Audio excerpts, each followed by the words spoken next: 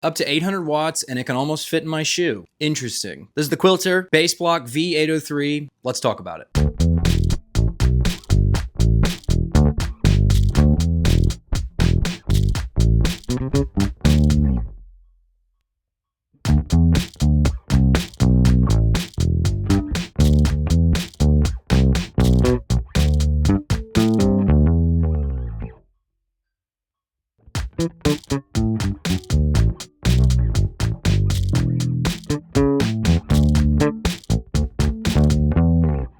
Well, y'all, I've done it again. I've impulse bought yet another piece of gear. This was not given to me. No one even was in contact with me from Quilter. I needed an amp head, and this is the way I went. So let's get into it. Why did I go with this amp head? Number one, it's tiny, and it delivers 800 watts. So full transparency, my use is a bit, maybe it's not that unique, but it's definitely interesting. I don't send any line past a DI to front of house. I'm just pushing stage volume. That's why this Quilter was perfect for me. It's tiny, there's no tubes, and it sounds pretty fantastic. It can move quite a bit of air, and ironically, I'm using one of the smallest heads on the market to power an Ampeg 810. Is it a sin?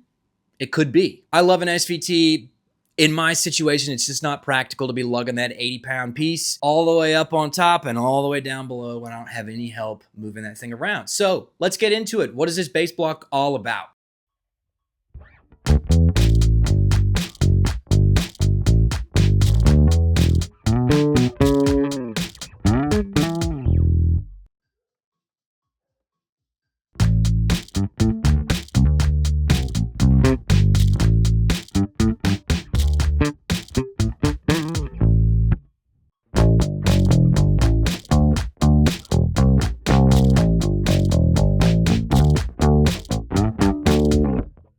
This thing is under 4 pounds, and it can push 800 watts through 4 ohms. It drops from there, but realistically, it can. Plenty of people in forums are going, I didn't get anywhere near that. I didn't get anywhere near that. I don't know. It's never struggled for power for me. I mean, that thing, the first day I used it, I literally had a front of house guy go, son, you're going to need to turn that down. And I was like, truthfully, I would have seen that coming, sir. Can do. Hey, I did want to drop in here really quick randomly inside this video to say, subscribe if you don't mind. It really helps us out a lot, and we appreciate you. We don't get paid to do this. Quilter didn't send me anything. I'm not getting paid to make this video. I'm making it for love of the game and to help people like you out finding the right amp for them. So if you would, give us a like, subscribe, comment, whatever. I appreciate you. Back to the video. What sets this model apart from the rest of the Quilter products is it's got a couple little modes. Quilter is known for being very straightforward, very user-friendly, and very workhorse-oriented. They always get the job done. They deliver great tone straight out of the package. However, this one's going to offer you 3 voice settings, and I'm actually very interested in them. Number 1 is modern. That's going to be like your modern tone, very straightforward. What I love is the warm tone. The warm is a little more old school. And I like that. It goes really well with the country gig I'm on. It goes really well with the P-bass, in my opinion. I love the warm tone. Lastly is the Q-tube, which is like a fake tube thing. You can kind of get into that clipping realm. I haven't really used that a ton, but very cool feature. Shout out to Quilter for including a couple options. As standard on most amps in the modern age, you've got a 3-band EQ with what we all love, a sweepable mid. I'm gonna roll it right to the 500, and I'm gonna bump her up. Next to all that tone shaping and tone control, you've got a gain and a master volume. That master volume is gonna be able to dial in those watts however you're pushing. Rarely do I get this thing over, like, I'm not even touching 200. Most of the time when I run my Ampeg, it's right there, which is kind of crazy to me, but very cool that they packed all that punch in this thing that doesn't break all the time. Notoriously, I'm not talking about the SVT, Carson. They're cool, but like they do break all the time. I like to picture Carson. He's like watching this and he's like, he's right, but on the front, we have a few inputs and outputs. We've got our flat and scoop input. I don't touch the scoop. Plenty of people love it. Not my style. I'm much more of a flat kind of guy. The effects loop, you got to send and return. Always good for the pedal board. And lastly, you've got your headphones with actually a cab sim built into it. Pretty cool. Which makes this thing great for practicing. Coming around to the back, you've got a locking, love that, IEC. Past that locking IEC, you've got 2 speak-on / speaker cable outputs. Love that, love the option. The odd update for this generation of the Quilter is they put the XLR on the back, the place that it makes sense. I'm sorry, I just never understood that. I understand they wanted everything on the front panel and blah, blah, blah. The previous ones didn't even have an XLR out. They had a balanced TRS out, and you can always convert that, but odd, don't you think? Quilter fixed it, and I love it. Shout out Quilter. Two of the switches I haven't talked about here is your mute, passive, and active switch. So that's going to help you when you're getting on, getting going, and switching between your active and your passives. So very cool. And on the other side, you have an auto, ground, and a lift. I always leave it on auto, and I've had no problems so far. And that about does it. It's pretty tiny, so you're not going to pack insane levels of graphing calculator tech inside this thing.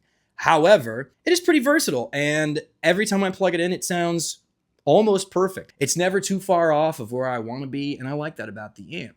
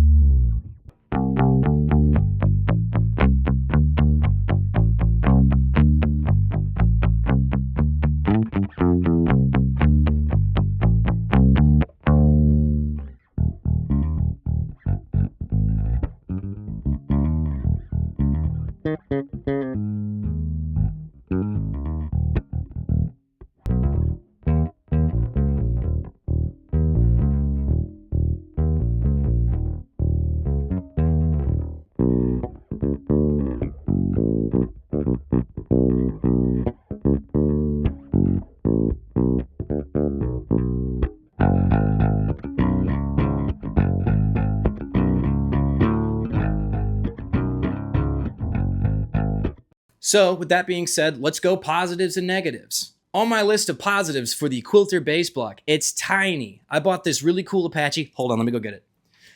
Check that out. Bought this cool case from Harbor Freight, fits it perfectly, and some extra cables, and it also, side note, at the same time in the same cutout that I made, fits my quad Cortex, so pretty cool, double whammy. But huge plus is that size. It's always going to fit. They also make a really cool carrying bag that you can sling around your shoulder. It's never going to be taking up too much space, and it's definitely not going to break your back when you hoist it on top of whatever cab you got. Another pro, I love the tone shaping, and I love how straightforward it is. I don't want to be fiddling through banks and banks of craziness. I've got my quad Cortex to do that. Plenty of fiddling there. I don't want that out of my amp head. I want it to sound good all the time, and I want it to be pretty true. I don't want it to have a ton of flavor.